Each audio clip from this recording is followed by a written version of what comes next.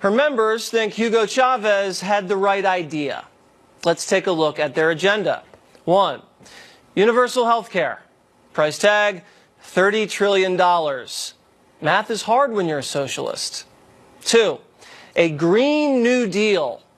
This is a government takeover of the entire economy. The goal?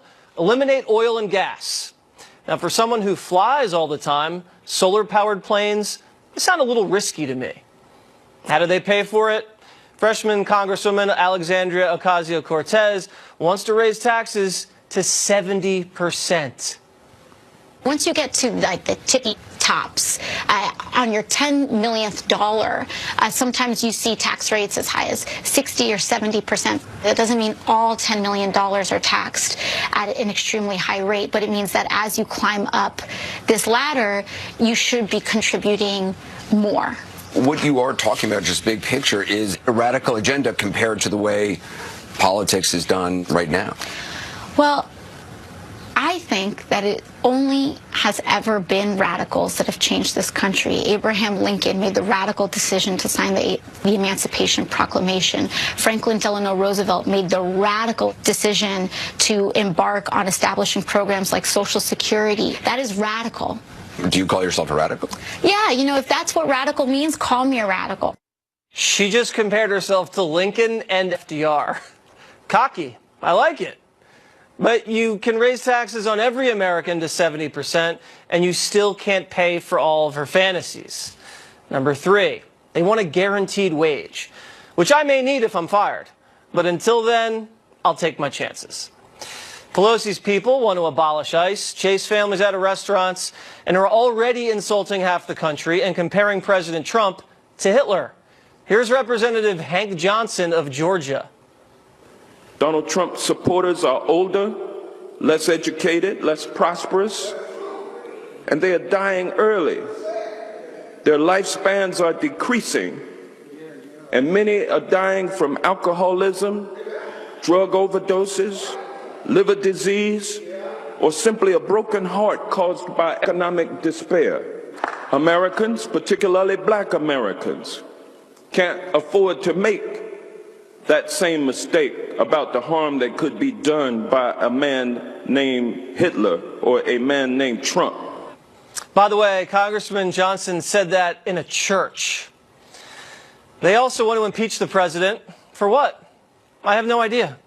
Here's Rashida Tlaib, the new Muslim congresswoman from Michigan. When your son looks at you and says, "Mama, look, you won," bullies don't win. And I said, "Baby, they don't, because we're going to go in there, we're going to impeach them." She looks like a lot of fun, doesn't she? And by the way, if you impeach Trump, you get President Pence. Now imagine what kind of judges he'll name to the Supreme Court. They'll make Kavanaugh look like Ruth Bader Ginsburg. But the Democrats don't care. In their first act, Democratic Congressman Brad Sherman introduced articles of impeachment. The second thing they did, introduced a bill to repeal the Electoral College. They really can't get over 2016, can they? I now call the House to order on behalf of all of America's children. Here to respond, former Arkansas governor and Fox News contributor Mike Huckabee, and the chairman of America Fighting Back, Herman Cain. All right, we'll start with you, Huckabee. What did you think about my brilliant commentary? It was brilliant. I mean, Jesse, what can I say? It was brilliant. Thank you. Not much else. I love the Caracas Caucus because, quite frankly, if we ever adopt those policies, we'll become the American carcass. There won't be anything left of this economy. Very good. I'm just shocked that people would take Alexandria Ocasio Cortez seriously when she talks about a 70% tax rate. Good heavens. This destroys the American economy. In the very week that we've had the best job numbers that we've had that show that people of color are particularly better off than they have ever been in American history. That's right. Lowest Hispanic unemployment rate of all time, and the biggest growth in manufacturing jobs, Mr. Cain, in, I think, 20 years. I'm happy to be on with my good friend, Governor Mike Huckabee. Hello, Governor. We haven't talked in a long time, but Your commentary, Jesse, was brilliant. God, I love having you guys on the show. I would add one more metaphor yes. to your Caracas caucus, and that is the Democrats have demonstrated in 2 days that they are like a 200-piece orchestra where none of the instruments are tuned, and they're trying to play the symphony called Hate Trump, and it's not working. This is how bad they are. Ocasio Cortez is economically illiterate. She has demonstrated that not just with the comment about taxes ought to be 70%, and once you get above a million or 10 million, then what? It's not her money. This is what liberals and lunatics misunderstand. It's not their money. That's true. And you make a good point about the orchestra playing different notes, because this is exemplified in the reaction towards this new congresswoman from Michigan. Let's play the congresswoman from Michigan say the MRFer, and then let's watch how Democrats in the leadership positions reacted. Go ahead. When your son looks at you and says, Mama, look, you won, bullies don't win. And I said, baby, they don't, because we're going to go in there, we're going to impeach them. All right, so she says impeach the MFer. This is Nancy Pelosi asked very directly what she thought about that statement. I'm not in the censorship business. I don't think that, I mean, I don't like that language. I wouldn't use that language. I don't, again, establish any language standards for my colleagues. But I don't think it's anything worse than what the president has said. I don't think we should make a big deal of it. I really don't. I really don't. That's probably the way people talk around. So that's just how people talk, and that's the Speaker of the House. Really not taking a hard stance on that kind of language. This is Congressman Cleaver, who had kind of a different thought about it. Watch this. This young person who just got elected might think this is okay. I mean, the president calls people's names. I don't know. I don't know her. I haven't spoken with her. I have seen the video. What she did was absolutely wrong. I'm, at this point, refusing to accept the new dayness of vulgarity. I heard people on the floor speaking that they were just aghast at what was said. So there's already a big fracture, Governor Huckabee, among the Democratic leadership, among the entire House on the Democratic side about this kind of, vulgarity and kind of in-your-face kind of street talk.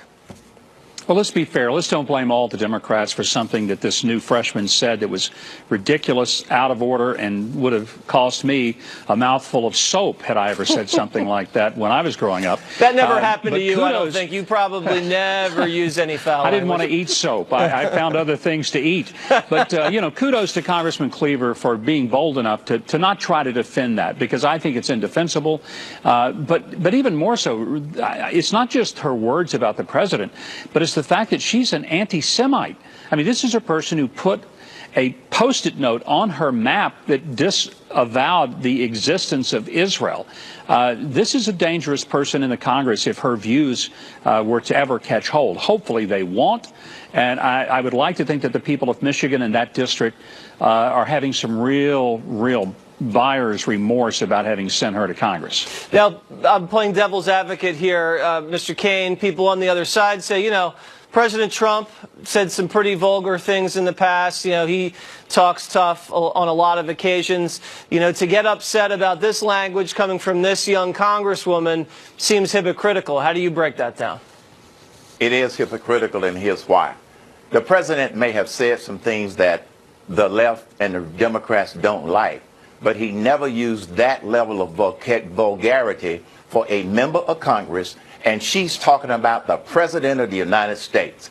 I understand that there's a lot of Trump hate in this country, but the Democrats, the liberals, the progressives, and the lunatics, I put them in all under the same barrel.